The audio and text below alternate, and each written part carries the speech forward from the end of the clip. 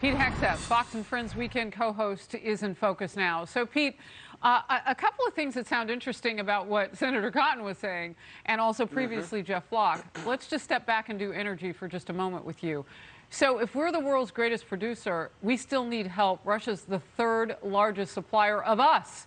What are we doing? And is there more that we can do at home since the president has put us in a position where we're not pumping enough?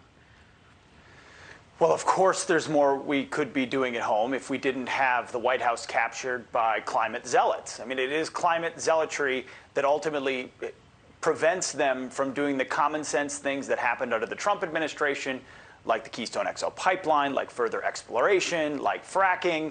My co-host on Fox and Friends Weekend, Rachel Campos-Duffy, calls this the Green New Deal war. She's not wrong. The obsession with the climate has crushed domestic energy exploration and output in our country, and therefore made us more reliant on places like Russia.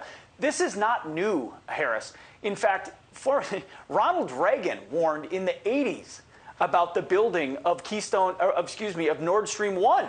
He recognized that any way in which Russia could receive, and then that was even the Soviet Union, could receive or supply energy to Europe would create a vulnerability for Europe. Now it's glaring right in front of us. And I love what Senator Cotton's exactly right on the sanctions.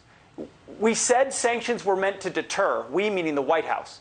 And then they didn't deter. And then the White House said, wait, or Joe Biden said, wait, no, they weren't meant to deter. So they've never been fundamentally serious. Even now, the sanctions don't target Russian energy, Harris. If energy is the key to this, and prices are spiking, Putin can fund this all he wants, especially if you're not sanctioning every Russian energy entity. Well, look, we're still buying oil from them. 595,000. Hundreds of thousands of barrels a day. A day, 595,000. That's a lot. So we're sanctioning him, but then we're paying him. We're part of the community that's buying oil from him. It's such a huge backdoor of cash. But again, we're the world's largest producer. We've got to do more, whatever the answers are here at home. I don't know if we can cut back in winter on certain things, but maybe we lean more on natural gas. I don't know. That's not my lane. My lane is to ask all the questions, and I have a lot of questions.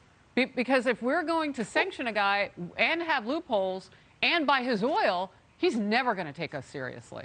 I want to get to this. No, he's not. President Biden will give his first State of the Union address tomorrow. And we know that the backdrop is grim. War in Ukraine on his watch. Maybe he could have done more, maybe he couldn't. It's on his watch. Multiple crises at home on his watch. His own cratering poll numbers. The latest ABC News Washington Post poll shows only 37% of Americans approve of his job performance. A whopping 55% disapprove. Only 17% say the economy is better under President Biden. 54% say it's worse. A Fox business poll finds 31% of Americans are satisfied with the way things are going. That's the lowest figure of happy people about currents since October of 2013, when it was just 26%. The Associated Press is not mincing words with this headline. On cusp of Biden's speech, a state of disunity, funk, in peril. Republican Congressman Lee Zeldin with this advice for Biden. We're not looking for you to spin what we all see right in front of us with our own eyes. We have identified the problem. Now we want solutions, regardless of whether you're Republican, Democrat, conservative, liberal.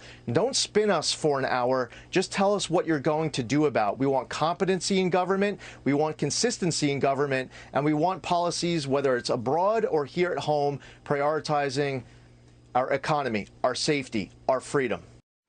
Pete, we do know, at least from reports, that the president will shift in something in terms of bringing Ukraine into his comments at the State of the Union tomorrow night. Yeah, he will. The problem is, and Lee Zeldin's right, I mean, I don't envy the White House speechwriter whose task it is to take the last year and a half and try to make it look rosy. I mean, look at that AP headline. That correctly depicts the state of America, both at home and abroad. If he wants to talk about what's happening in Ukraine, what will he say other than the things we told you would deter it didn't work? If he wants to talk about Afghanistan, he'll say what he said in the past, which is it was going to be this way no matter what, no matter who ended the war, which anyone who'd been there or who'd seen it knew that's not true. It certainly didn't have to end that way. And then here at home, what Lee Zeldin said is right. And I was at CPAC this weekend talking to conservatives and young people, and they said, yes, what's happening in Ukraine is important, but it pales in comparison to the crime I see in my streets, to the wokeness I see in my culture, to the inflation I see at my pocketbook, to the real border I care about, which is the southern border, which is wide open. On every single issue, the quality of life of average Americans has gone down. I mean, the taxi driver I spoke to just yesterday said it costs me twice as much. He said, I didn't vote for Biden, but it costs me twice as much to fill up my tank every time I drive. I feel it, and I realize I was wrong. So the best thing Joe Biden could do on this grandest of stages with all eyeballs on him is admit some shortfallings, admit we aren't where we should be, and then course correct. But he's in a box of the left, of the hard left, which he made a deal with at the beginning of his administration, and therefore I don't think he can course correct. So I hope that White House speechwriter writes the spinniest of spin speeches, because that's what they're going to need if they stick to the policies they've been pursuing. Pete Hegseth, thank you very much. Appreciate your time today to have you in focus.